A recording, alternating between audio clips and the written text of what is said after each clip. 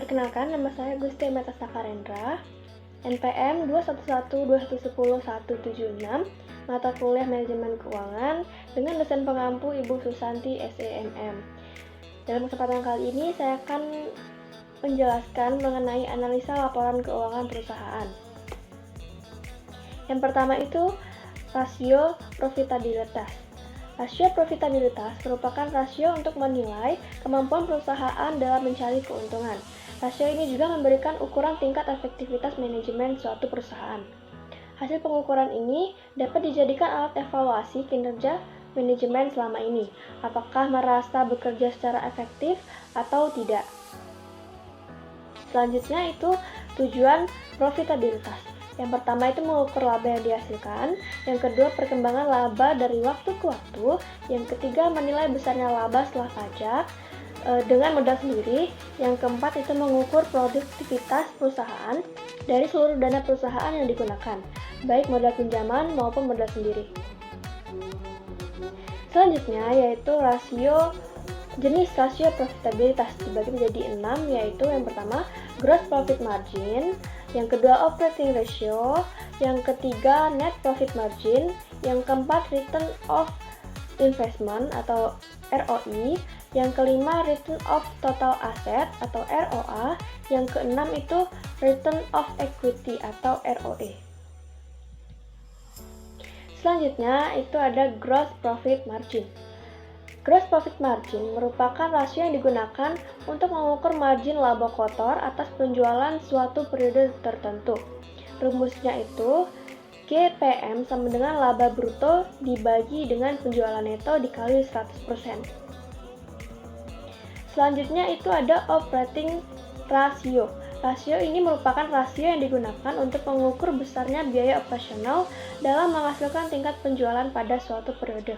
Rumusnya itu OR sama dengan HPP plus biaya produksi dibagi penjualan bersih dikali 100%.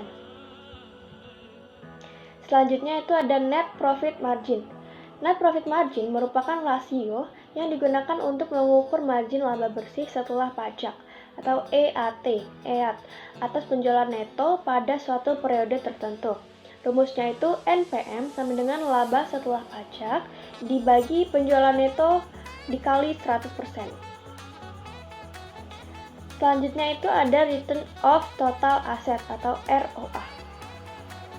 Return on total asset merupakan rasio yang menunjukkan hasil laba bersih operasional atas jumlah aset yang digunakan dalam perusahaan. Rumusnya itu ROA sama dengan laba bersih operasi atau EBIT dibagi aset bersih dikali 100%.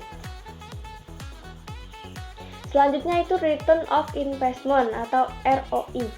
Return of investment merupakan rasio yang digunakan untuk mengukur laba bersih setelah pajak (EAT) dengan jumlah aset perusahaan. Rumusnya itu ROI sama dengan EAT dibagi aset bersih dikali 100%. Selanjutnya, return of equity atau ROE. Return of equity adalah imbal hasil yang dicetak perusahaan untuk pemegang saham. ROE ditentukan oleh kemampuan perusahaan menghasilkan profitabilitas atau margin keuntungan, produktivitas aset untuk menghasilkan pendapatan, serta pengelolaan penggunaan utang secara optimal oleh perusahaan. Rumus ROE itu ROE sama dengan laba bersih setelah pajak dibagi ekuitas pemegang saham dikali 100%. Selanjutnya itu rasio aktivitas. Rasio aktivitas merupakan rasio yang digunakan untuk mengukur efektivitas perusahaan dalam menggunakan aktiva yang dimilikinya, atau rasio yang digunakan untuk mengukur tingkat efisiensi atau aktivitas pemanfaatan sumber daya perusahaan. Tujuan dan manfaat rasio aktivitas. Yang pertama itu mengukur berapa lama penagihan piutang selama satu periode atau beberapa kali dana yang ditanam dalam piutang berputar dalam satu periode. Yang kedua, yaitu menghitung rata-rata penagih piutang atau days of receivable, di mana hasil penghitungan ini merupakan jumlah hari, beberapa hari piutang tersebut dapat ditagih. Yang ketiga, menghitung berapa kali rata-rata persediaan tersimpan dalam gedung.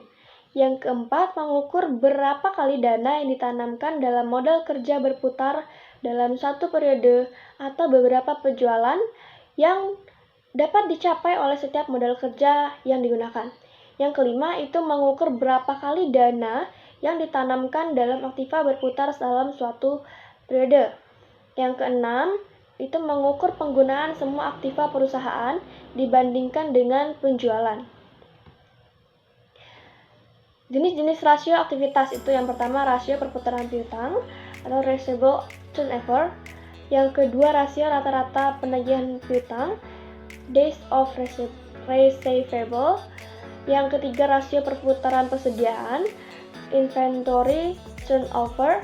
Yang keempat itu hari rata-rata penagihan persediaan, days of inventory.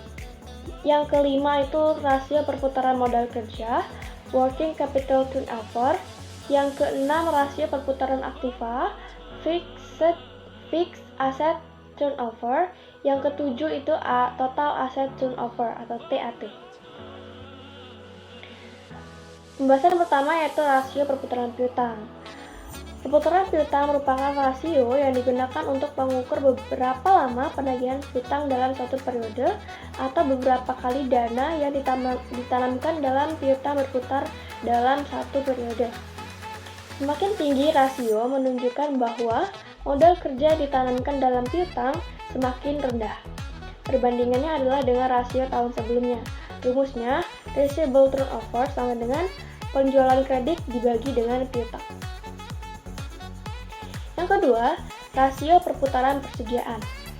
Perputaran persediaan merupakan rasio yang digunakan untuk mengukur berapa kali dana yang ditanamkan dalam persediaan atau inventory berputar dalam satu periode. Atau rasio yang menunjukkan berapa kali jumlah persediaan diganti dalam satu tahun. Semakin kecil rasio ini berarti semakin tidak baik. Begitu juga sebaliknya. Rumusnya, inventory turnover sama dengan penjualan dibagi persediaan. Yang terakhir yaitu total asset turnover atau TAT. Rasio perputaran total aset atau total asset turnover rasio adalah rasio aktivitas, rasio efisiensi yang mengukur kemampuan perusahaan untuk menghasilkan penjualan dari total asetnya dengan perbandingan penjualan bersih dengan total aset rata-rata. Rumusnya itu total asset turnover TAT sama dengan penjualan total aset. Itu saja penjelasan dari saya. Apabila ada salah kata, saya mohon maaf dan saya ucapkan terima kasih.